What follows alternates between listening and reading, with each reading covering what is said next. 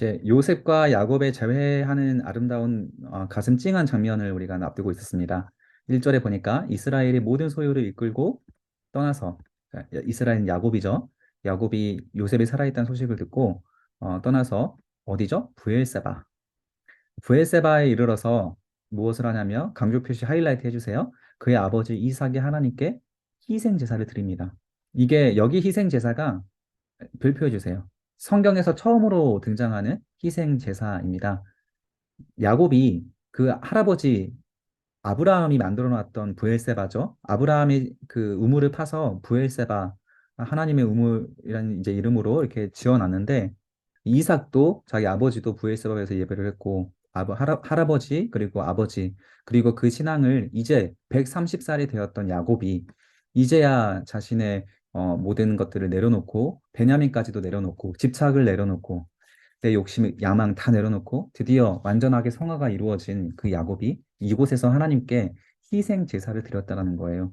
희생 제사는 속죄를 상징합니다. 자신의 지난의 삶을 회개하는 마음으로 희생 제사를 올려드려요. 자기가 그동안 고집 피우며 베냐민과 요셉을 놓지 않았던 자신의 연약함을 반성하고, 아, 베냐민까지 내려놓고 나니까 하나님께서 요셉까지 다시 찾게 해주시는 은혜를 감사했겠죠. 우리가 내려놓는다고 해서 망하지 않습니다. 우리가 내려놓고 하나님을 의지할 때에 비로소 이게 신앙이구나. 이걸 우리가 배우게 돼요. 이게 믿음이구나. 이걸 못 내려놓고 있으면 하나님과 엇박자로 갑니다. 하나님을 먼저 우리가 의지하고 하나님 안에서 온전한 예배를 드리는 것으로 우리의 삶을 충성스럽게 살아나간다면 그 하나님께서 모든 것들을 채워주시는 역사를 보게 되는 것이죠. 유다의 희생으로 요셉과 화해가 이루어지고 야곱의 가족이 애굽에서 생명을 보존하게 되는 패턴. 그래서 야곱이 모든 것들을 내려놓을 수 있었던 것은 넷째 아들 유다의 희생이 있었었죠. 그래서 유다의 지파에 이제 희생, 대속을 상징하는 예수 그리스도가 태어나게 되는 것이죠. 그래서 야곱이 헤브론에 살고 있었고 약속의 땅 가나안을 떠나기 전에 아브라함이 지냈던 브엘세바로 이동하여서 하나님께 예배를 드리게 되죠. 130세가 된 야곱은 약속의 땅을 떠나서 애굽으로 내려가는 일에 있어서 이제 중요한 부분이죠. 밑줄 그어주세요. 자신의 뜻과 생각이 아니라 무엇보다 하나님의 뜻이 중요해진 거예요. 자, 애굽으로 내려가야 되는 것은 약속의 땅을 벗어나는 일이잖아요. 야곱이 조금 걱정이 됐던 것 같아요. 하나님께서 명령하신 것이 아닌데 요셉이 있는 곳이라고 해서 내가 완전한 이사를 가도 되나? 야곱이 벌써 이렇게 성화가 되니까 하나님께 물을 수 있는 사람으로 성장을 한 겁니다. 사실 이것은 그 35장 엘베데 사건 기억나나요? 엘베데 사건 때 하나님 앞에 다 내려놓고 우상도 내려놓고 이제부터 하나님만 섬기고 살아가겠습니다라고 하는 디나의 강간 사건 이후에 야곱이 다 박살나는 모든 것들을 내려놓는 1차 성화가 이루어지는데 그때부터 하나님께 묻기 시작을 하는 습관이 생겼습니다. 그래서 가나안 땅을 떠나기 전에 하나님께 허락을 받고 떠나는 모습이죠. 130세가 된 야곱이 애굽으로 내려가는 일이 있어서 신중하게 하나님의 뜻을 구하는 것이죠. 우리가 무슨 큰 결정을 할 때에는 먼저 다 내려놓고 하나님께 물어보는 습관이 가장 중요합니다. 2절에 그 밤에 밑줄 그어주세요. 그 밤에 하나님이 이상 중에 이스라엘에게 나타나서 이르시되 반드시 하나님이 이런 사인과 발령이 나야 됩니다. 야곱아 야곱아 하시는지라 야곱이 이르되 내가 여기 있나이다. 하나님은 야곱을 이스라엘이라고 부르겠다고 했는데 다시 야곱이라고 부르시죠. 이렇게 좀 애칭 같은 이렇게 사랑스러운 옛날에 어렸을 때 그 야곱 어린아이 야곱을 하나님께서 다시 이렇게 부르시는 것이죠. 야곱이 이르되 내가 여기 있나이다. 하나님이 이르시되 나는 하나님이라 내 아버지의 하나님이니 애굽으로 내려가기를 두려워하지 말라. 적어두세요. 하나님의 발령입니다. 이게 중요해요. 이런 사인이 있을 때 움직일 수 있어야 됩니다. 내가 어디서? 거기서 적어주세요. 거기서. 중요한 표현이죠. 너로 큰 민족을 이루게 하리라. 4절입니다. 내가 너와 어떻게 해요? 적어주시고 밑줄 그어주세요. 중요하죠? 내가 너와 함께. 하나님이 발령을 내려주셨다는 것은 하나님이 함께 가겠다는 거예요. 그 처음에 야곱이 에서를 피해서 하란으로 도망갔을 때가 있었죠. 그 삼촌 라반에게 도망갈 때도 하나님께서 가기를 두려워하지 말라고 하시는 말씀하셨습니다. 그때에도 함께 하려고 하시기 때문에 하나님께서 두려워하지 말고 가라고 했던 거고, 또 다시 형 에서를 만나러 돌아오는 두려운 현장에서도 하나님께서 함께 하려고 하셨기 때문에 마하나임으로 천군 천사로 비전을 보여주셨던 것이죠. 애굽으로 내려가겠고 반드시 너를 적어주시고 밑줄 그어주세요. 인도하여 다시 올라올 것이다. 밑줄이 중요하죠. 내가 너를 애굽에 내려가지만 약속의 땅은 걱정하지 말아라. 내가 반드시 밑줄 그어주세요. 반드시 너를 인도하여 다시 올라올 것이다. 하나님의 계획이죠. 하나님의 철저한 보증과 계획 속에서 야곱이 움직입니다. 요셉이 그의 손으로 너의 눈을 감길 것이다. 이건 하나님의 선물입니다. 모든 것들을 내려놓는 선물이죠. 먼저 그의 나라와 그의 의를 구하는, 구하는 것에 대한 하나님의 선물입니다. 이런 부분들을 좀 이렇게 좀 중요하게 우리가 마크해 볼 필요가 있습니다. 하나님은 반드시 다시 올라올 것이다. 그리고 이 약속은 400년 후에 모세와 여호수아 때 성취가 되게 됩니다. 자, 야곱이 브엘사바에서 떠날 새 이스라엘의 아들들이 바로가 그를 태우려고 야곱의 아들들이 애굽의 왕이 그를 태우려고 보낸 수레에 자기들의 아버지 야곱과 자기들의 처자들을 태우고 그들의 가축과 가나안 땅에서 얻은 재물을 이끌었으며 야곱과 그의 자손들이 함께 애굽으로 내려갔습니다. 그때 야곱의 구성원들이 어떻게 돼 있었냐면 야곱의 손자들과 딸들 밑줄 그어주세요. 딸은 한 명밖에 안 나왔었죠. 디나밖에 안 나와 있었습니다. 그런데 딸들이라는 복수가 사용되죠. 성경에는 남자만 기록했던 당시 고대 문화적 이해에 따라서 성경이 기록됐기 때문에 여자들은 이름을 기록되지 않았습니다. 그런데 아들들만 뿐만 아니라 많은 딸들도 있었고 손녀들도 많이 있었죠. 그의 모든 자손을 데리고 애굽으로 갔습니다. 애굽으로 내려간 이스라엘 가족은 이러하니라라고 하면서 이스라엘의 12아들을 얘기해 주죠. 그리고 12절에 밑줄 그어주세요. 유다의 아들 곧 엘과 오난과 셀라와 베레스 밑줄 그어주세요. 베레스. 셋째 아들 셀라 이후에 그들의 아들이 아니죠. 유다의 아들이죠. 이 베레스는 그 다말과 통해서 자기 며느리를 통해서 태어난 아들입니다. 죄로 인해서 태어난 아들이지만 회개했기 때문에 예수 그리스도의 계보가 유다에서 그 다음에 이 셋이 아니라 베레스로 연결이 됩니다. 이 죄의 아들로 연결이 돼요. 하나님께서 무엇을 중요하게 생각하는지 보이시죠? 이거는 비슷한 구조가 있습니다. 다윗의 아들들이 많이 있었죠. 근데 다윗의 아들에서 누구로 계승이 되냐면 솔로몬으로 계승이 됩니다. 솔로몬이 누구의 아들이냐면 밧세바의 아들이죠. 다윗이 밧세바를 범할 때 밧세바는 이미 유부녀였고 밧세바의 남편이었던 우리아를 살해하죠. 우리아를 살해하고 밧세바를 취합니다. 그리고 솔로몬의 형을 먼저 밧세바가 임신하지만 솔로몬의 형이 하나님의 심판을 받아서 죽게 되고 다윗이 침상이 썩어지도록 눈물을 흘리며 회개합니다. 그 결과 하나님께서 솔로몬을 주셨고 솔로몬에게 하나님이 기뻐하시는 아들이라는 여디디아라는 나중에 다 11개에서 배울 겁니다. 이름을 주십니다. 그리고 여호와의 계보가 하나님 예수 그리스도의 계보가 다윗에서 솔로몬으로 연결이 돼요. 이게 죄를 지은 아들로 연결이 되는데 그 사이에 있었던 것은 반드시 중요한 겁니다. 회개가 있습니다. 회개했을 때 유다가 회개했을 때 하나님이 이 회개를 항상 그 계보의 바톤으로 생각을 하시는 것 같아요. 그래서 우리가 회개를 했을 때 예수 그리스도의 계보에 들어가게 되는 겁니다. 이 회개가 제일 중요해요. 신앙생활에서. 회개는 매일 하는 겁니다. 매일. 그리고 베레스의 아들은 헤스론이라 하물이다. 그리고 이사갈의 아들은 이러하고 스불론의 아들은 이러하다. 그리고 레아가 바다람에서 야곱에 낳은 자손들은 이러하다. 그래서 다 합하여 그 딸 디나를 합하여 남자와 여자가 33명이다라고 정리를 내리고 있습니다. 그리고 가세의 아들들도 있고 아셀의 아들들, 실바의 아들, 그리고 라헬의 아들 요셉과 베냐민, 그리고 요셉이 애굽 땅에서 태어난 사람까지 보디베라의 딸 아스낫. 자, 이 보디베라는 온의 제사장이죠. 이방 종교의 목사입니다. 이 보디베라의 딸과 불신 결혼을 했는데 그 보디베라의 딸이 요셉에게 낳은 므낫세와 에브라임이다. 이들이 애굽에 소속되지 않고 이스라엘에 소속이 됩니다. 불신 결혼을 성경에서 허락하는 경우에서 유일하게 선한 결과가 나온 결과예요. 므낫세와 에브라임. 예, 요셉에게 13년간의 하나님 안에서 훈련이 있었기 때문에 그 이방 제사장의 딸과 결혼을 했어도 그들이 선교가 되어서 이렇게 이스라엘의 당당한 지파로 올라가게 됩니다.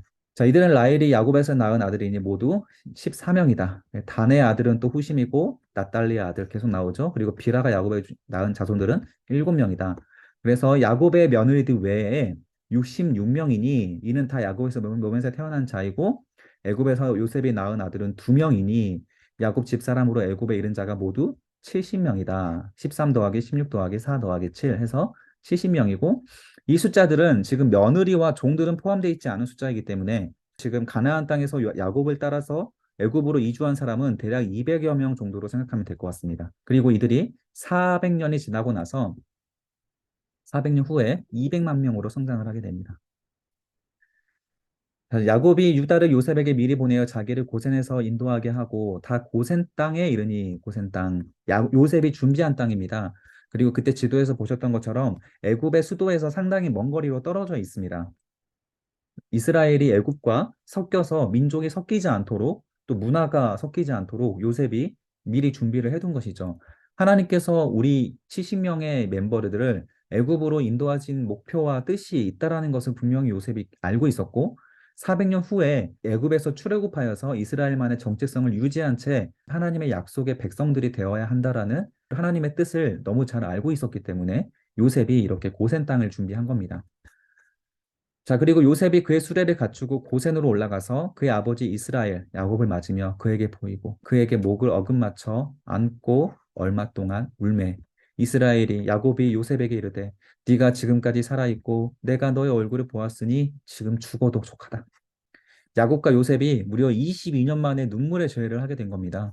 요셉이 그의 형들과 아버지의 가족에게 이르되 내가 올라가서 바로에게 아뢰어 이르기를 가나안 땅에 있던 내 형들과 내 아버지의 가족이 내게로 왔는데 그들은 목자들이라 목축하는 사람들이므로 밑줄 그어주세요. 목축하는 사람들이므로 요셉이 그 아버지에게 바로 왕에게 나아갈 때 왕을 만나러 갈 때 반드시 이렇게 말하라고 하면서 충고해 줍니다. 우리는 목축하는 사람이라고 말하라고 합니다.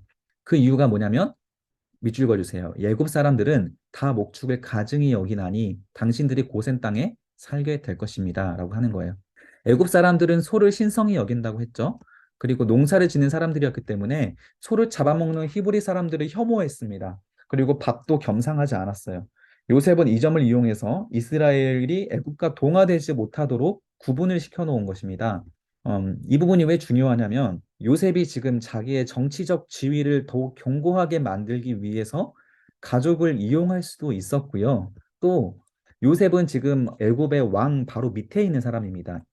이집트의 2인자였어요. 그런 권력자인 요셉이 그동안 없었던 가족 70명이 애굽으로 내려왔을 때 상당수 요셉에게 아부하고 싶었던 정치인들, 요셉 편에 서고 싶었던 요셉의 권력을 이용하고 싶었던 정치인들이 당시 최고 권력자 요셉과 가족의 연을 맺을 수 있는 기회를 놓치려고 하지 않았을 겁니다. 요셉만 지금 하나님의 뜻을 분명하게 알지 나머지 형들은 얼마든지 이 애굽에 정치하는 사람들에게 속아서 정략 결혼을 할 수 있을 위험이 얼마든지 있거든요.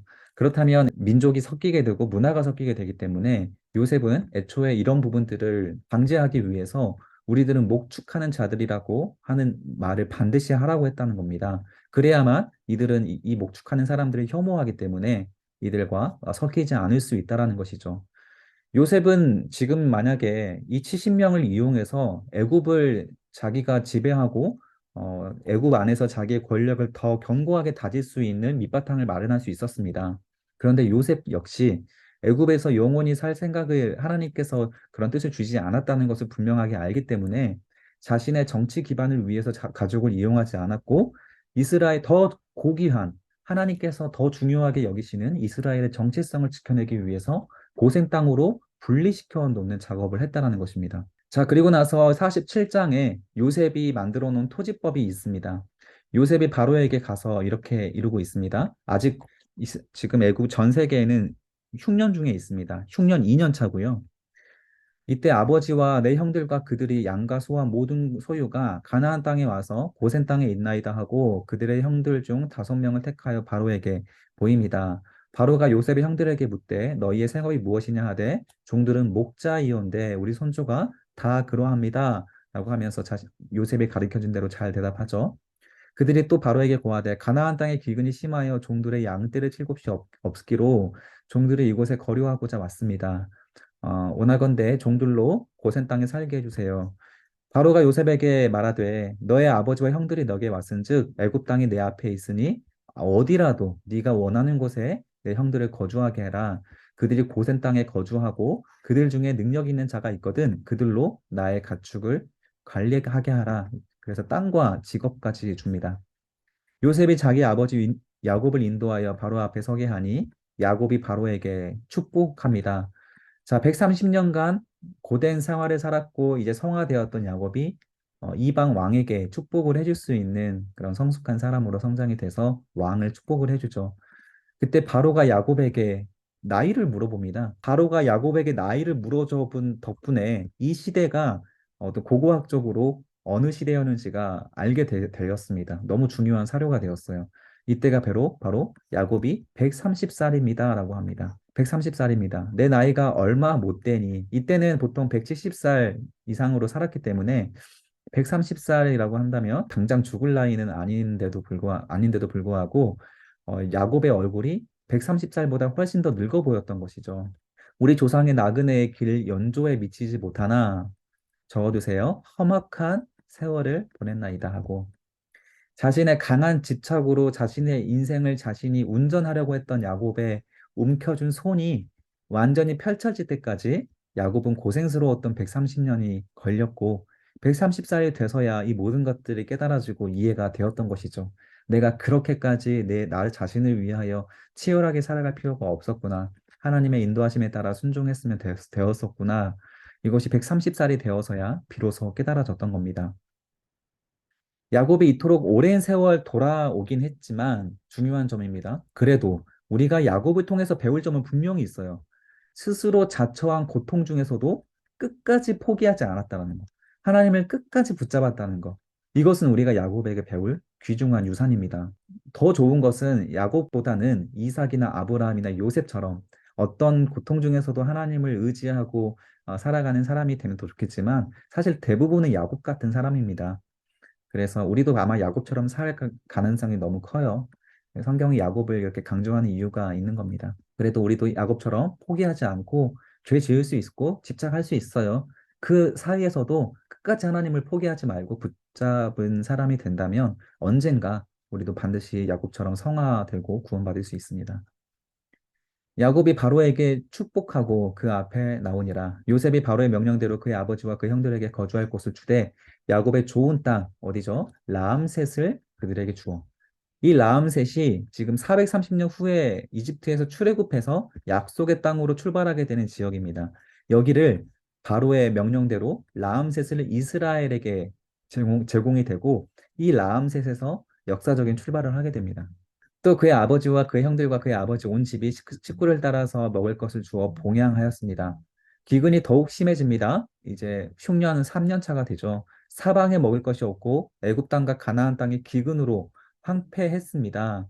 그때 14절 요셉이 곡식을 팔아 밑줄 그어주세요. 애굽 땅과 가나안 땅에 있는 돈을 어떻게 하죠? 모두 걷어들이고 그 돈을 바로의 궁으로 가져오니 어마어마한 수익을 바로의 궁으로 애굽의 이집트의 왕에게 통장으로 가져갑니다. 애굽 땅과 가나안 땅에 돈이 떨어진지라 그래서 사람들이 돈으로 이 곡식 요셉에게 와서 곡식을 사갔는데 돈이 다 떨어진 겁니다. 그래서 요셉에게 이릅니다. 돈이 다 떨어졌사오니 우리에게 먹을 거리를 주소서 어찌 주 앞에서 죽겠습니까? 요셉이 말합니다. 이번에는 너희의 가축을 내어라. 돈이 떨어졌은즉 내가 너희의 가축과 바꾸어 주리라. 그래서 처음에는 돈, 두 번째는 가축을 걷어들입니다. 자, 이제 3년 차는 가축으로 버텼죠. 그리고 4년 차는 어떻게 합니까? 아직도 3년이 더 남았잖아요. 그 해가 다 가고 새해가 되면 무리가 요셉에게 와서 말하되 우리가 주게 숨기지 않겠습니다. 우리의 돈이 다하였고 우리 가축대가 다 주께로 돌아갔으니 더 이상 주께 낼 것이 아무것도 남지 않습니다라고 하고 밑줄 그어주세요. 우리의 몸과 토지뿐입니다. 그래서 이제 요셉에게 토지와 자기의 몸을 팔아서 그 식량을 해소하게 되는데 자, 이런 과정을 통해서 애굽 백성들이 식량을 사기 위해 이집트 왕에게 자신의 몸과 토지를 팔게 되고 결국 애굽의 모든 땅과 백성이 국가 소유가 되고 모든 백성이 노예가 됩니다. 이게 바로 요셉이 만들어 놓은 토지법이에요. 자, 요셉은 이후에 뒤에 보면 토지법의 설명이 나오는데 20%만 세금으로 내게 하고 80%는 농사를 지은 사람이 가져가도록 해줍니다. 이게 24절 내용이거든요. 추수의 5분의 1을 바로에게 상납하라. 그리고 나머지는 너희 것으로 가져라. 그래서 노예들이 20%만 세금으로 내는 그런 고대법은 어디에도 없었습니다. 요셉이 어떤 백성들에게 폭리를 취한 게 아니고 이렇게 바로의 소유가 되게 해주는 대신에 풍족하게 살아갈 수 있도록 배려도 해줍니다. 그리고 농사를 지을 수 있는 종자도 무상으로 제공을 해주죠. 23절에 보니까 백성에게 이르되 오늘 내가 바로를 위하여 너희 몸과 토지를 사노라. 여기 종자가 있다. 종자도 무상으로 제공해주고 그래서 소장민이 된 백성들에게 관대한 정책을 펼치게 됩니다. 25절입니다. 그들이 주께서 우리를 살리셨사오니 우리가 주께 은혜를 입고 바로의 종이 되겠나이다. 요셉이 애굽 토지법을 세우매 5분의 1이 바로에게 상납되나 제사장의 토지는 바로의 소유가 되지 아니하여 오늘까지 이르니라. 자, 이렇게 애굽이 모든 백성들이 다 바로의 노예가 되었습니다. 요셉이 만들어 놓은 애굽 토지법은 나중에 이집트가 클레오파트라 여왕 때 로마에 의해서 멸망했거든요. 그때까지 유지되는 법이 이 요셉의 토지법입니다. 그리고 나서 애굽은 세계 초강대국으로 성장을 합니다. 요셉의 토지법 덕분에. 27절에 보면 이스라엘 족속이 애굽의 고센 땅에 거주하며 거기서 생업을 얻어 생육하고 번성하였다. 밑줄 그어주시고 강조 표시해 주세요. 이스라엘에게 어떤 애굽에서 도움을 받는 그런 입장에서 이스라엘이 이제 앞으로 400년 동안 생활을 하게 되는데 그 400년 동안 이스라엘 백성들에게 주어진 사명은 이거 하나였습니다. 생육하고 번성하는 것. 하나님의 역사가 이루어지는 것에 있어서 가장 기본이 되는 바탕이 생육하고 번성하는 것입니다.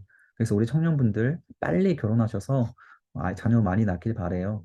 저는 너무 늦었습니다. 저도 10년 전으로 돌아가면 바로 결혼할 거예요. 그러면 정말 여러분들이 빨리 결혼할수록 하나님의 복을 더 많이 누리게 되는 것입니다. 28절에 보면 야곱이 애굽 땅에서 17년을 거주하였으니 야곱이 130살에 와서 17년을 더 거주하니까 147세가 되죠. 147세에 이스라엘 야곱이 죽을 날이 가까움에 그의 아들 요셉을 불러 그에게 이르되 이제 내가 너에게 은혜를 입었거든 청하노니 내 손을 내 허벅지 아래에 놓고 고대의 문화죠. 맹세를 할 때 쓰는 문화 방식입니다. 인애와 성실함으로 내게 행하여 애굽의 나를 장사하지 아니하도록 하라. 애굽의 나를 묻지 말고 30절 내가 조상들과 함께 눕거든 너는 나를 애굽에서 메어다가 어디죠? 강조 표시해 주세요. 조상의 묘지에 장사하라. 요셉의 이르되 내 아버지 말씀대로 행하겠습니다. 130살부터 노년이 되어 또 진정한 복이 무엇인지 깨닫게 된 야곱은 풍족한 애굽에서 머물려고 하지 않고 하나님의 약속하신 가나안 땅에 후손들이 거할 수 있도록 유언을 하는 부분이 이런 멘트입니다. 나를 메어다가 조상의 묘지, 반드시 가나안 땅으로 돌아가서 그곳에 나를 장사해달라라고 하는 유언을 요셉에게 남기고 눈을 감게 됩니다. 이스라엘의 침상에서 하나님께 경배하며 자, 이제 죽기 전에 48장에 보니까 요셉의 아들들에게 야곱이 축복을 먼저 해줍니다. 1절입니다. 이 일 후에 어떤 사람이 요셉에게 말하기를 내 아버지가 병들었다 하므로 그가 곧 두 아들 므낫세와 에브라임과 함께 이르니 어떤 사람이 야곱에게 말하되 내 아들 요셉이 내게 왔다 하매 이스라엘이 힘을 내어 침상에 앉아 요셉에게 이르되 이전에 가나안 땅 루스에서 전능하신 하나님이 내게 나타나사 복을 주시며 베델의 다른 이름이 이제 루스거든요. 그래서 가나안 땅 베델에서 하나님께서 그 돌베개 사건 때 처음 나타나셨다고 말씀하는 간증을 하고 있는 거죠. 그때 하나님께서 내게 주신 말씀이 있는데 내가 너로 생육하고 번성하게 하여서 너에게 많은 백성이 나게 할 것이고 내가 이 땅을 너의 후손에게 주어서 영원한 소유가 되게 할 것이다.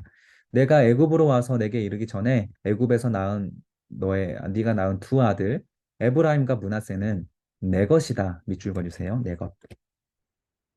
자, 르우벤과 시므온처럼 내 것이 될 것이요.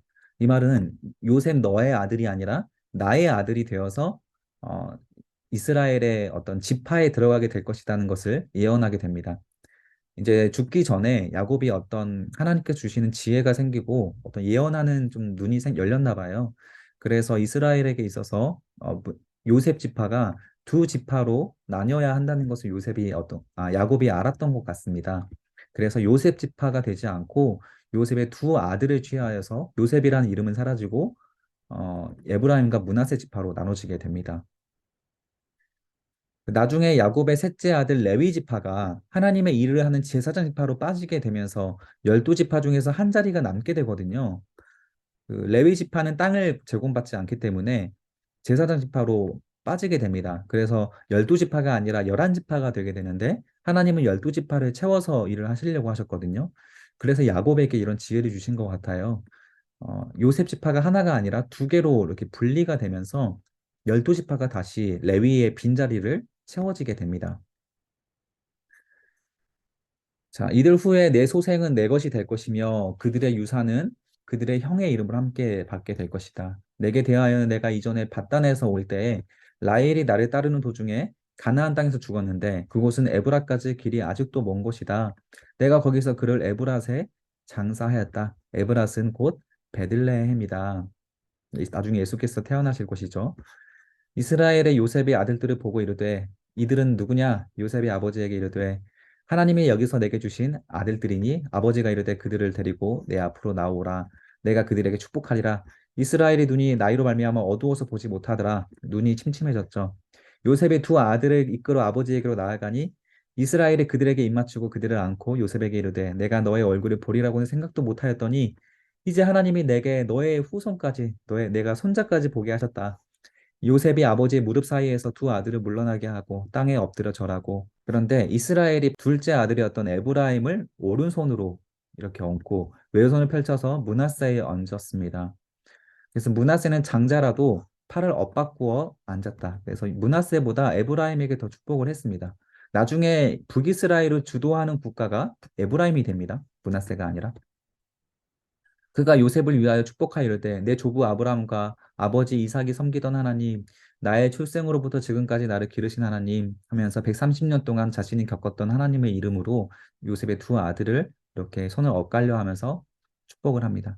나를 모든 환난에서 건지신 여호와의 사자께서 이 아이들에게 복을 주시며 이들로 내 이름과 내 조상과 아브라함과 이삭의 이름으로 칭하게 하시오며 이들의 세상에서 번식하게 하기를 원하나이다. 요셉이 그의 아버지가 오른손을 에브라임 머리에 얹은 것을 보고 요셉이 좀 언짢았습니다. 그래서 아버지의 손을 들어서 다시 에브라임 머리에 얹으려고 했는데 그의 아버지가 이르되 아버지여 그리 마옵소서 이는 장자이니 오른손을 어린 머리에 얹으소서 하였으나 19절 그의 아버지가 허락하지 아니하며 이르되 나도 안다 내 아들아 나도 안다 그도 한 족속이 되며 그도 크게 되려니와 그의 아우가 밑줄 그어주세요 그보다 큰 자가 되고 그의 자손이 여러 민족을 이루리라. 그래서 야곱이 마지막에 이렇게 성숙하게 되고 또 죽을 때가 다가와서 요셉이 보지 못한 것을 하나님께서 볼 수 있게 해주신 것 같습니다. 우리가 하나님 앞에 모든 것들을 내려놓으면 하나님의 크고 비밀한 것들을 볼 수 있는 지혜가 열린다고 해요. 그래서 여러분들 성령을 통해서 하나님 앞에 다 내려놓잖아요. 그러면 이 야곱처럼 하나님의 계획을 미리 알고 하나님의 계획대로 이렇게 아들들을 축복해 줄 수가 있는 지혜가 열리게 됩니다. 그와 함께 무엇이 중요하고 우리가 살아갈 방향도 당연히 얻게 되겠죠. 야곱에게 이런 예언하는 능력이 생겼던 것 같아요. 자, 그달에 그들에게 축복하여 이르되 이스라엘이 너로 말미암아 축복하기를 하나님이 내게 에브라임 같고 므낫세 같게 하시리라 하며 에브라임을 므낫세보다 앞세웠더라. 자, 그래서 앞으로 이스라엘 백성을 축복한 일이 있다면 이렇게 축복하라는 뜻입니다. 이스라엘로 말미암아 축복하기를 이렇게 야곱의 이름으로 축복을 해라라고 하면서 가르쳐 줍니다. 그리고 이 예언대로 훗날 이스라엘이 출애굽할 때 민수기 1장에서 이제 계수를 해보는데 에브라임이 4만 500명이 계수가 되고 므낫세는 3만 2,200명입니다.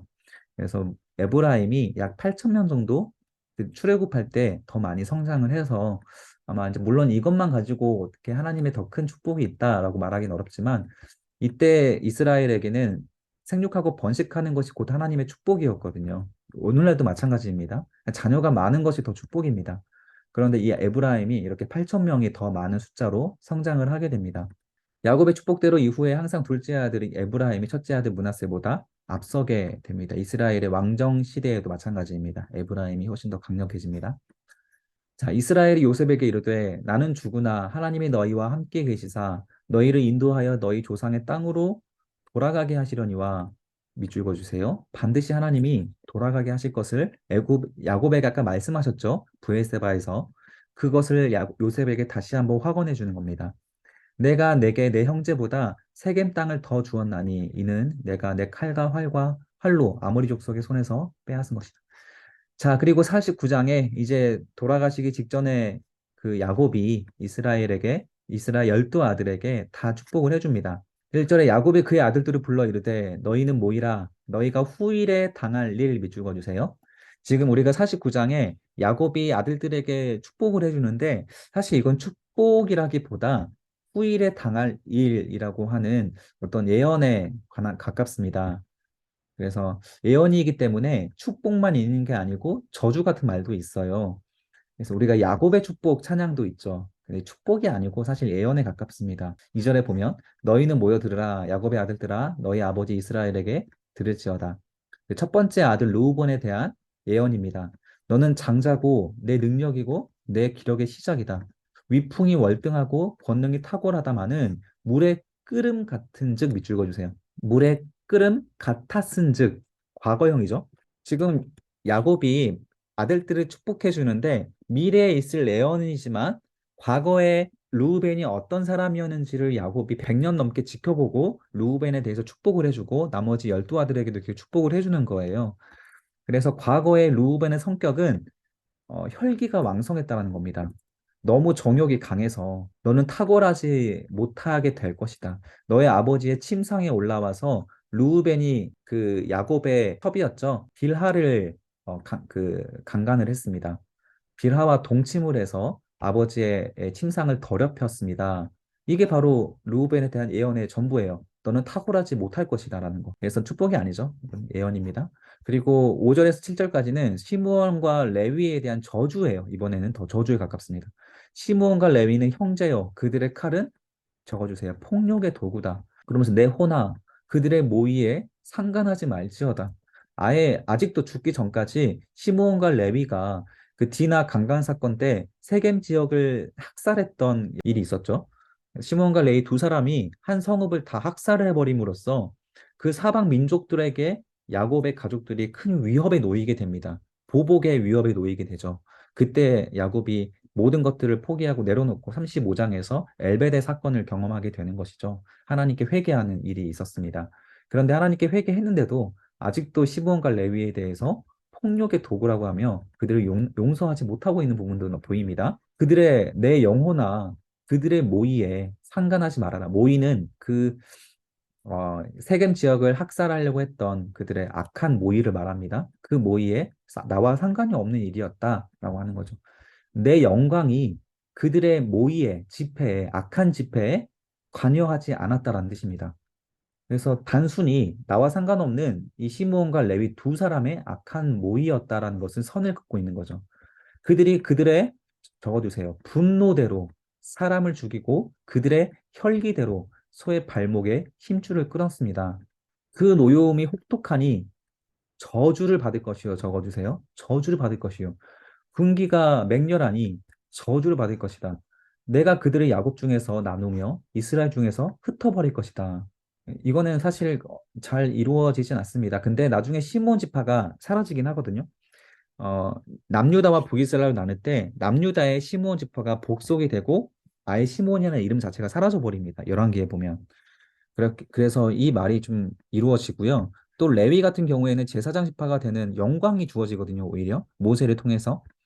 그래서 사실 레위 지파에 대해서는 이 예언이 이루어지진 않은 것 같지만 사실 레위 지파에게 한 지파로서의 땅이 주어지지 않았기 때문에 그렇게 본다면 그것도 흩어짐에 대한 어떤 예언이 성취가 됐다고 볼 수도 있지만 단순히 어떤 야곱의 어떤 감정에 의한 예언일 가능성도 배제할 수는 없습니다. 그래서 사실 성경에서 사람의 축복이 그렇게 중요한 비중을 차지하지 않아요. 하나님의 축복이 더 중요하기 때문에 이 야곱의 축복인 49장이 절대적인 내용, 권세를 가지고 있는 것은 아닙니다. 그래서 너무 중요하게 우리가 볼 것은 아니고요. 8절에 보면 여기 8절 부분, 8절에서 12절까지 박스 표시해 주시고 8절이 중요해요. 야곱이 유다에 대해서 축복을 합니다. 사실 요셉을 팔아넘겼던 주동했던 사람이 유다였고 야곱을 가장 오랫동안 22년 동안 슬픔과 고통 가운데 처하게 만들었던 사람이 유다였음에도 불구하고 야곱은 유다에게 이런 큰 축복을 해줍니다. 그리고 그 축복은 거의 하나님께서 주신 어떤 예언과 같습니다. 메시아 예언과 같아요. 8절에 보시면 유다야 너는 내 형제 찬송이 될 것이다. 유다라는 이름 자체가 찬송이죠. 그리고 유다가 태어났을 때 레아가 내가 이제는 하나님을 찬송하리로다라고 하는 이름이었죠. 그래서 너의 손이 너의 원수의 목을 잡을 것이다. 그래서 성경 역사를 보면 유다 지파는 실제로 원수들과 전쟁에서 승리하게 되고요. 그 땅을 다 차지하게 됩니다. 유다 지파의 유명한 인물은 갈렙이고요. 다윗도 나오고 솔로몬, 그리고 원수에 승리하고 궁극적으로는 유다 지파에서 예수 그리스도께서 원수 사탄에게서 십자가로 승리할 수 있게 되죠. 그것을 예언하는 내용이 바로 내 손이 너의 원수의 목을 잡을 것이다. 메시아 예언까지 가게 됩니다. 너의 아버지의 아들들이 너의 앞에서 절하리로다. 그래서 모든 지파가 유다 지파에게 복종하게 될 것을 예언하고 이것은 1차적으로 다윗을 통해서 성취가 됩니다. 유다 지파에서 다윗이 태어나게 되고 궁극적으로는 앞으로 예수 그리스도를 통해서 모든 민족이 예수 그리스도 앞에 굴복하게 되는 성취 메시아 예언이 이루어지게 되죠. 자, 9절입니다. 유다는 사자 새끼로다. 내 아들아, 너는 움킨 것을 찢고 올라갔다. 그가 엎드리고 웅크림이 수사자 같고 암사자 같으니 누가 그를 범할 수 있으랴? 자, 그리고 10절에 적어주세요. 중요한 부분입니다. 주가 유다를 떠나지 아니하며 통치자의 지팡이가 그 발 사이를 떠나지 않겠다. 주는 왕의 통치권을 상징하는 작은 지팡이입니다. 이 예언대로 유다 지파를 통하여 이스라엘의 왕들이 태어나게 되죠. 남유다가 이어지게 되죠. 그리고 적어두세요. 실로가 오시기까지 중요한 장면이 말씀입니다. 실로가 오시기까지. 실로는 번영과 평화를 성취할 메시아를 의미합니다. 예수 그리스도를 의미해요. 예수 그리스도께서 오시기까지 이르리니 그에게 모든 백성이 복종할 것이다. 자, 11절입니다. 적어주세요. 중요하죠. 그의 나귀를 포도나무에 메어서 그의 암나귀 새끼를 아름다운 포도나무에 맬 것이다라는 예언을 하게 됩니다. 나귀는 존귀한 자들의 이동수단이고 예수 그리스도께서 예루살렘에 입성하실 때 나귀를 타고 입성하시죠. 그리고 그 옷을 포도주에 빨 것이다. 이 말은 메시아로 인해서 평화와 번영의 시대를 누리게 될 것이다라는 것입니다. 아마 예수 그리스도의 재림 이후를 상징하는 것 같아요. 그의 복장을 포도주에 빨리로다. 그의 눈은 포도주로 인하여 붉겠고 그래서 계속 번영을 상징합니다. 그의 이는 우유로 말미암아 희리다. 그래서 왕들이 나오고 심지어 메시아가 유다 지파에 나온다는 거대한 축복을 유다가 받게 됩니다. 유다의 목숨을 건 희생이 이런 축복을 받게 하였다는 사실을 우리가 기억해야 한다는 겁니다. 항상 그래, 하나님 앞에 우리는 희생하는 사람으로 남아 있는 것이 하나님의 큰 축복을 받는 가장 빠른 길입니다. 항상 희생하세요. 우리 여기 계신 분들도 늘 희생을 좀 잘하시는 분들 같아요. 먼저 나서서 봉사하시고 남들이 하기 어려운 일들을 먼저 나서서 하세요. 그 일은 반드시 하나님 앞에 떨어지지 않습니다. 유다 본인뿐만 아니라 유다 후손이 앞으로 이런 놀라운 복을 계속 받게 됩니다. 유다는 최고의 아버지고 이스라엘 최고의 선조가 되게 되죠. 자, 그리고 넷째 아들 스불론에 대해서 말해줍니다. 해변에 거주하리니 그곳은 그 배는 먼 해변이다. 그 경계가 시돈까지 이르리로다. 시돈은 나중에 바알의 그 발원지가 됩니다.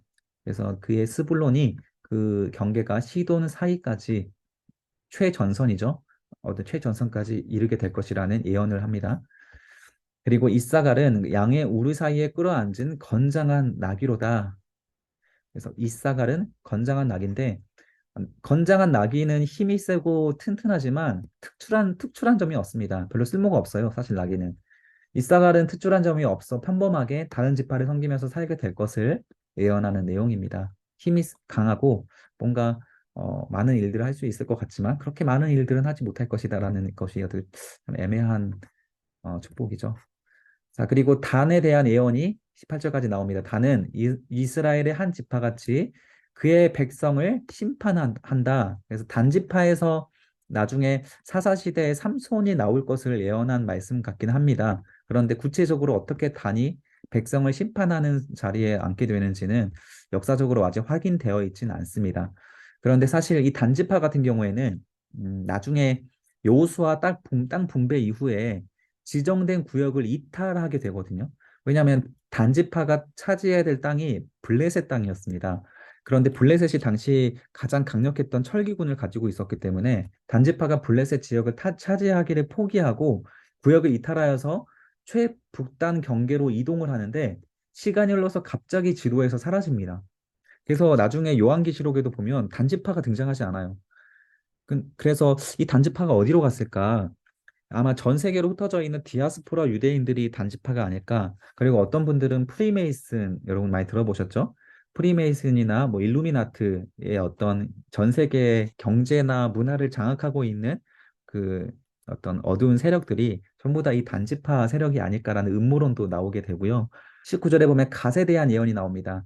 갓은 군대의 추격을 받으나 도리어 그 뒤를 추격하는 사람. 이것도 어떻게 해석되는지는 성경에 등장하지 않습니다.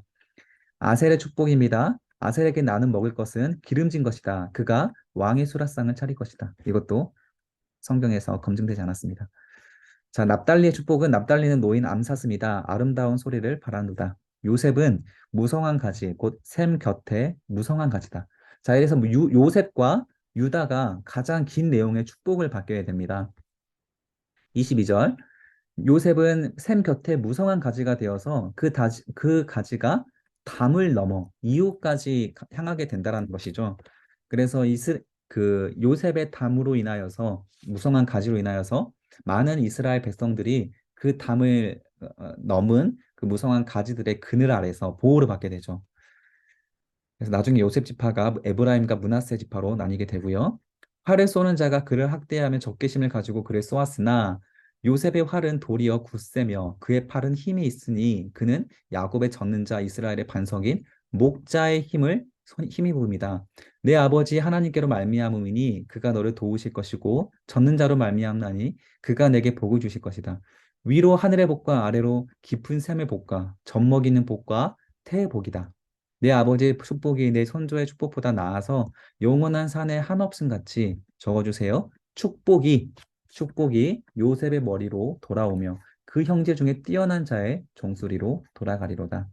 그래서 요셉이 형제들 가운데 가장 뛰어나게 될 것을 예언하게 되는데 실제로 야곱의 12아들 중에서 유다와 요셉에게 가장 많은 양의 축복을 하고 있고 훗날 이 두 지파가 가장 강성한 지파들이 되죠.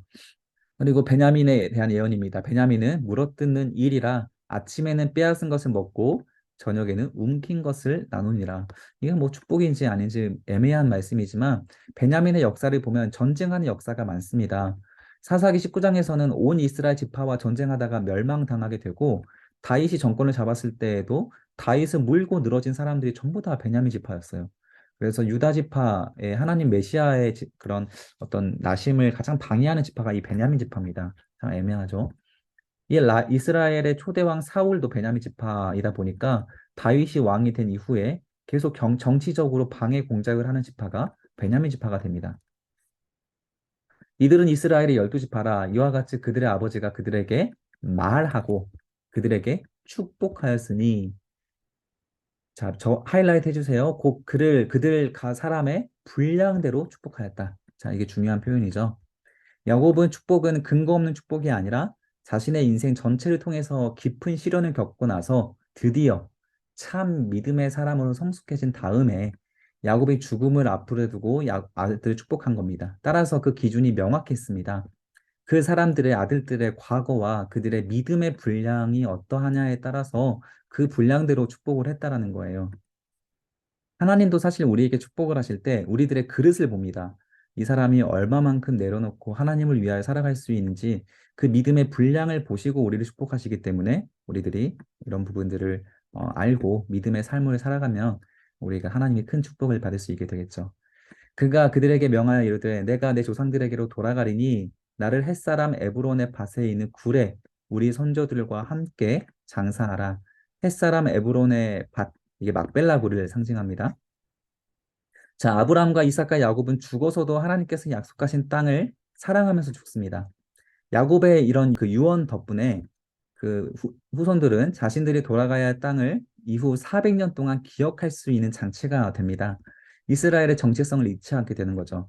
이스라엘 백성들이 400년 동안 이 야곱의 축복을 계속 되뇌이면서 우리들이 누구인지를 기억하는 겁니다. 하나님의 자녀라는 사실을 잊지 않고 기억하게 하는 유산이 바로 신앙의 유산이고 야곱이 이것을 이스라엘 아들들에게 물려주게 됩니다.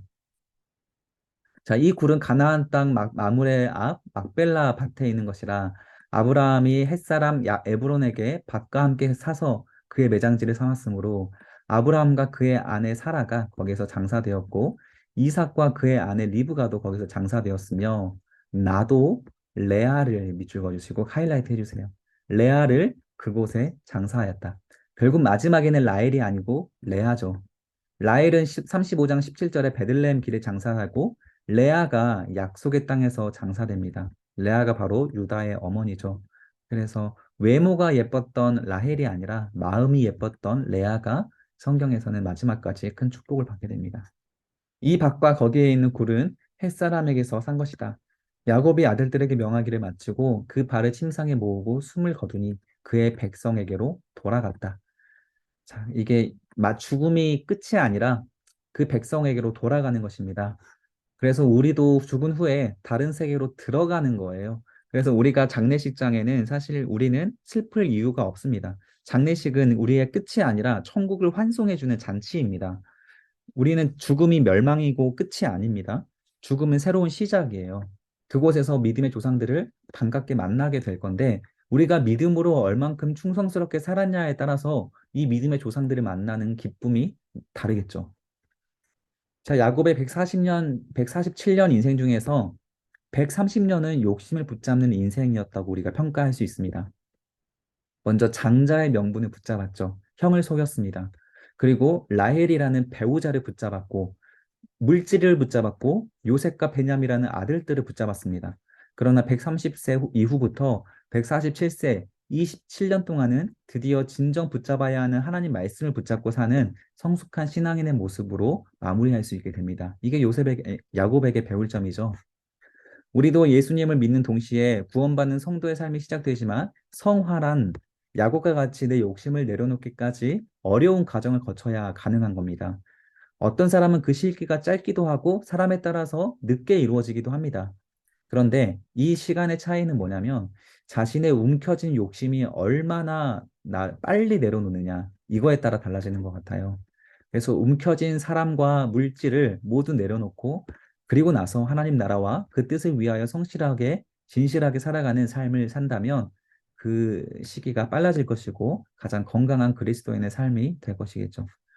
자, 움켜진 욕심을 내려놓으려면 가장 필수적인 것은 창조주 하나님을 먼저 만나야 됩니다. 그래서 창세기가 중요한 거예요. 우리가 어떻게 시작되는지를 인정하고 하나님 앞에 먼저 그 창조주 하나님을 만나야 됩니다. 모든 것이 하나님으로부터 왔다는 것을 깨달아야 우리가 하나님으로부터 모든 것들을 신뢰하고 내려놓을 수 있는 믿음이 생길 수 있게 되고요. 개인의 것은 없고 모든 것의 주인은 창조주 하나님의 것이다. 나는 항상 청지기적인 삶으로 살아가야 한다는 고백이 있어야 한다라고 하는 것을 우리가 명심하고 살아갈 수가 있게 됩니다. 자, 그리고 50장입니다. 창세기를 닫는 마지막 50장. 창세기는 구속사로 마무리됩니다. 구속사란 하나님이 이스라엘 백성들을 그 죄악 가운데서 어떻게 구원하시며 이끌어 가셨는지를 말해주는 게 구속사입니다. 심지어 구속사에는 인간의 죄까지도 하나님께서 사용하셔서 하나님이 그 죄를 선한 것으로 바꿔주시는 겁니다. 그래서 우리가 만나고 있는 시련들을 하나님께서 사용하셔서 더 큰 역사로 바꿔주시는 것. 그걸 바로 구속사라는 이름이고요. 우리 여기 여러분들도 전부 다 그 구속사로 여러분들의 인생을 해석할 수 있어야 돼요. 자, 1절입니다. 요셉이 그의 아버지 얼굴에 굽으려 울며 입맞추고 수종두는 의원에게 명하여 아버지의 몸을 향으로 처리하게 하매 의원이 이스라엘에게 그대로 하되 자, 며칠이죠? 40일이 걸렸습니다. 40일 동안 미라로 만드는 일을 했다는 건데요. 향으로 처리하는 데는 이 날수가 40일이 걸렸고 애굽 사람들은 70일 동안 그를 위하여 곡합니다. 무려 2달이 넘는 시간 동안 야곱을 위하여 곡하여 준 거죠. 이것은 이집트 왕에게만 하는 전통이거든요. 그런데 요셉도 아니고 요셉의 아버지에게 이렇게 해줬다는 거죠. 당시에 요셉의 지위가 왕과 관료들 그리고 백성들이 요셉을 어떻게 생각했는가 이거를 우리가 짐작할 수가 있습니다. 70일간 애동하는 것 역시 왕에게만 국가적인 장례 절차이고요. 70일의 곡하는 기간이 지나자 요셉이 바로의 궁에게 말하 이르되 내가 너희에게 은혜를 입었으며 원하건대 바로의 귀에 아뢰기를 우리 아버지가 나로 맹세하게 하되 내가 죽거든 가나안 땅에 내가 파놓은 묘실에 나를 장사하라 하였으니 나로 올라가서 아버지를 장사하게 해주소서라고 하니 왕이 바로가 네가 시킨 맹세대로 올라가서 아버지 장사하라고 허락을 해줍니다. 그래서 그 모든 사람들을 이끌고 저기 아닷타작마당 가나안 땅에 이르러서 거기서 크게 애통하여 요셉의 아버지를 위하여 일주일 동안 또 7일 동안 애곡을 하였습니다. 그 땅의 거민 가나안 백성들이 마당의 애통을 보고 이르되 이는 애굽 사람의 큰 애통이다 하였으므로 그 땅의 이름을 아벨 미스라임. 미스라임은 애굽 사람이고 아벨은 울다라는 뜻입니다. 애굽 사람들이 울었다라고 하는 그 이름으로 아벨 미스라임이라는 지역이 생겨나게 됩니다. 야곱의 아들들이 아버지가 그들에게 명령한 대로 그를 따라 행하여 그를 가나안 땅으로 메어다가 마물의 앞 막벨라굴에 장사하게 됩니다. 그래서 아버지 말씀에 따라서 약속의 땅을 지켜서 장사하게 하죠. 이는 아브라함의 해족속 에브론에게 밭과 함께 사서 매장지를 삼은 곳이다. 기억나시죠?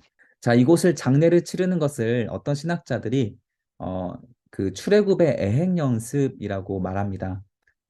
모든 백성들, 그 가족들, 70인의 가족들을 이끌고 애굽을 나와서 가나안 땅으로 장사하러 가는 이 모습, 이게 바로 출애굽의 애행 연습으로 해석합니다.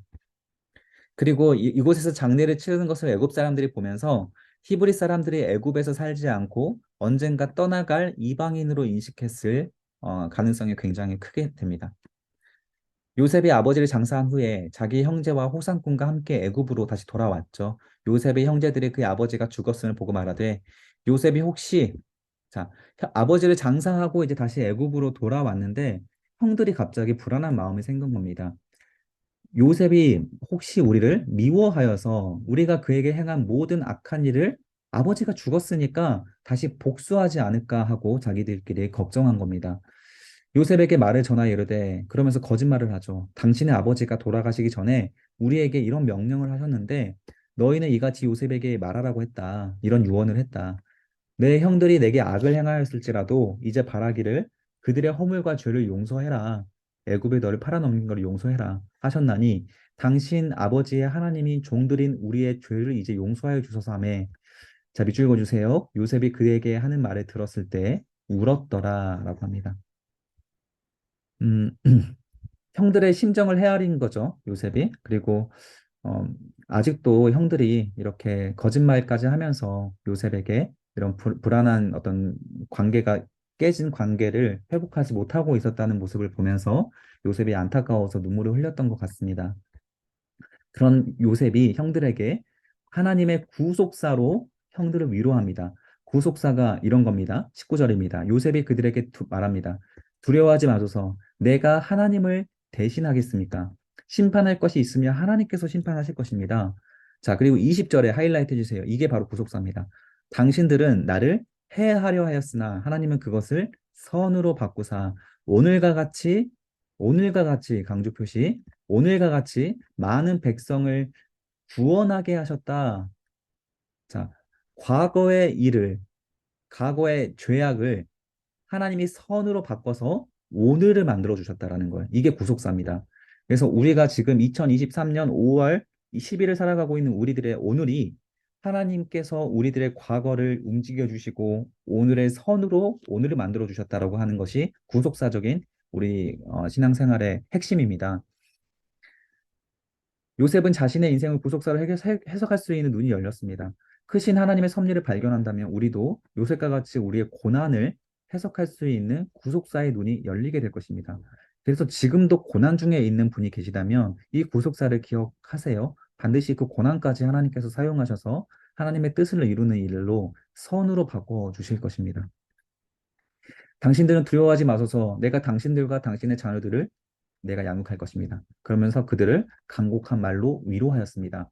구속사가 이해가 되신 분들이 이런 진정한 용서를 할 수 있게 됩니다. 자신의 22년 동안이나 20년 동안이나 고통받게 만들었던 형을 이렇게 용서할 수 있는 힘이 구속사에서 나오는 거예요. 요셉이 그의 아버지 가족과 함께 애굽에 거하며 110세를 살았습니다. 빨리 죽었죠? 그래서 야곱이 죽은 다음에 54년을 더 살다가 죽은 겁니다. 그럼에도 불구하고 창세기는 요셉의 이야기를 더 이상 하지 않고 야곱의 죽음으로 요셉의 이야기를 끝내고 있어요. 그래서 창세기가 지금 시작되고 야곱의 이야기가 시작될 때부터 야곱의 고생스러운 일생에 대한 이야기를 계속 하고 싶었던 거예요. 성경은 그 야곱의 아들들이 아니라 야곱의 이야기로 창세기를 마치고 싶었던 겁니다. 야곱이 포인트예요. 그만큼 야곱의 일생이 우리들에게 주는 교훈이 굉장히 큰 거예요. 우리들의 일생이 아브라함과 이삭 같지 않거든요. 요셉 같지 않거든요. 자꾸 우리들의 일생은 거의 야곱과 같습니다. 꽉 붙잡고 집착하고 있는 삶을 살아가는 모습이 우리가 야곱과 닮아 있기 때문에 창세기에서는 후반부를 거의 야곱의 이야기로 우리에게 교훈을 주고 있는 거예요.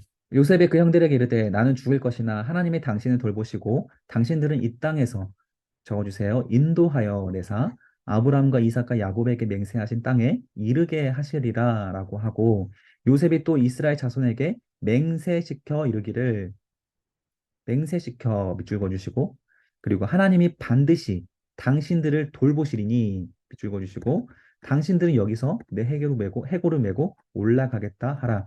자, 하나님께서 반드시 당신들을 돌보실 것이다. 앞으로 400년 동안 이스라엘 백성들이 자신들의 정체성을 지켜야 하는 의무를 요셉이 부여해 주는 겁니다. 이스라엘의 종착지는 애굽이 아니라 약속의 땅인 가나안 땅입니다. 그러나 애굽에서의 풍요로운 삶에 동화되어서 이스라엘의 정체성을 망각해 버릴 수 있는 위험을 요셉이 알고 고센 땅으로 분리해 놓았습니다. 마지막까지 유언을 통해서 이스라엘 백성에게 출애굽의 사명을 남겨두고 있는 겁니다. 그리고 이 출애굽의 사명을 모세와 여호수아가 기억하고 아론이 기억하여서 400년 뒤에 실제로 출애굽을 이룰 수 있게 됩니다. 요셉이 110세의 죽음에 그들이 그의 몸에 향 재료를 넣고 똑같이 애굽 그 아버지와 야곱과 같이 미라로 만들어서 애굽에서 입관하게 됩니다. 그래서 왕에게 해주는 국가적인 장례로 요셉도 치러주게 되고요. 가나안 땅의 비전을 가지고 일평생을 살고 마지막 순간에도 가나안 땅이라는 유언을 남기고 하나님의 품에 안기게 됩니다. 이 위대한 믿음의 조상들의 비전은 그리고 유언은 하나님의 말씀이었습니다. 우리들의 삶의 목표와 유언 역시 하나님의 말씀이 되어야 한다. 이렇게 창세기를 마무리할 수 있습니다. 자, 이렇게 창세기 2부 12장부터 50장까지가 창세기 2부였습니다. 창세기 2부는 다수가 아닌 소수의 사람, 아브라함, 이삭, 야곱, 요셉, 이런 유다, 이런 소수의 사람들의 순종에 의하여 하나님의 구속사를 이어가신다라고 하는 분명한 교훈을 우리에게 남겨주고 있는 거예요.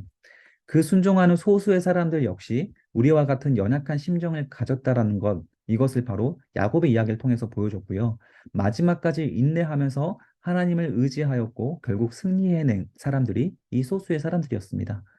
오늘 이 순간 우리들도 연약함에 주저할 수 있지만 하나님의 약속을 신뢰하면서 믿음으로 한 걸음씩 걸어간다면 반드시 하나님의 역사를 보게 될 것을 이 창세기를 통하여 마지막으로 우리가 확인할 수 있는 부분이었습니다.